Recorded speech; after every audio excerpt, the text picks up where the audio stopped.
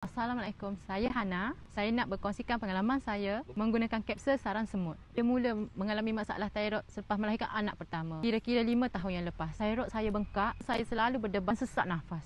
Doktor kata hormon saya tidak stabil sejak bersalin. Tahun yang lepas, saya mula dikesan ada sis. Perut saya kerap rasa ada dan sakit-sakit, terutamanya masa haid.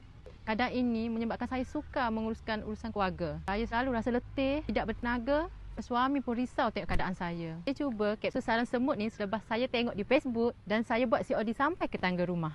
Saya mula makan 2 kapsul waktu pagi, waktu malam setiap hari. Alhamdulillah, selepas bulan pertama, saya mula nampak perubahan. Saya dah kurang berdebar. Tak rasa sesak nafas seperti dulu. Perut kembung pun sudah berkurang. Sakit yang datang haid pun sudah hampir hilang.